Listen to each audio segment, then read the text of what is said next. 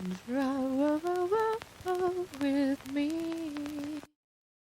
Всем привет, и вы на канале Pigeon Polly, и сегодня мы с вами будем делать разворот в скетчбуке по тематике НЛО, потому что 2 июля это Всемирный день НЛО. Мое первое знакомство с этой темой произошло, когда я посмотрела сериал X-Файлы. Правда, не весь, потому что я трусиха, но эстетика этого сериала мне очень-очень понравилась. Что такое НЛО? Это неидентифицированные летающие объекты, которые уже десятилетиями остаются одной из самых загадочных и обсуждаемых тем в мировой культуре и науке.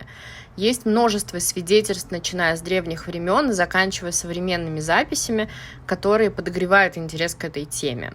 Самое первое упоминание об НЛО можно найти в древних текстах и артефактах. Например, в египетской культуре в 1480 году до нашей эры описываются круги огня, которые двигались по небу.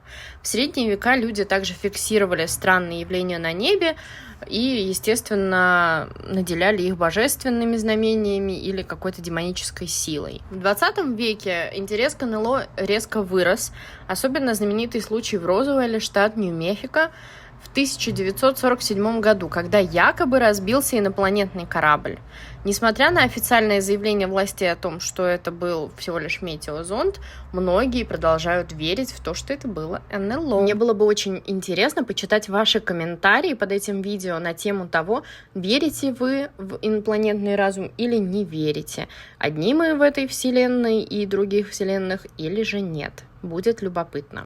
С 1952 по 1969 год военно-воздушные силы США проводили различные исследования. Одно из таких проект «Синяя книга», наверное, самый популярный.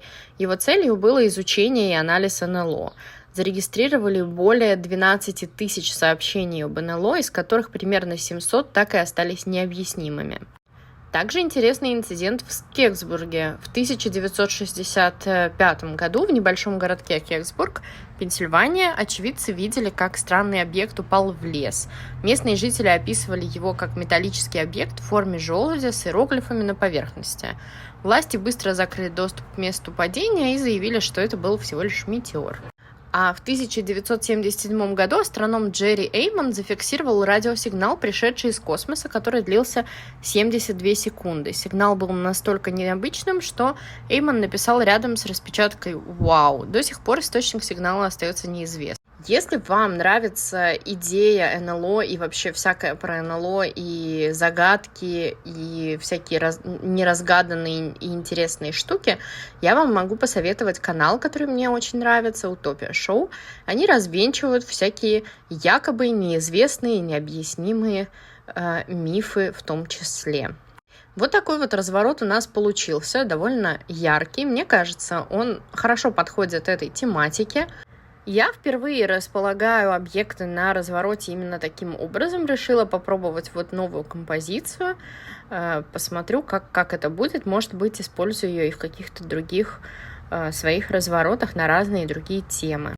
Если же вам хочется посмотреть какие-нибудь интересные фильмы на эту тему НЛО, я бы посоветовала «Близкие контакты третьего рода» 1977 год, «День независимости» 1996 год и «Прибытие» 2016 год. А если вам больше нравятся сериалы, нежели фильмы, как и мне, то секретные материалы — это кладезь для вас. Также интересный «Вавилон 5» и «Стартрек», конечно. Читающим зрителям моего канала будет интересна «Война миров» Герберта Уэллса, «Контакт» Карла Сагана и «Космическая Одиссея» Артура Кларка. Спасибо за просмотр и до новых встреч!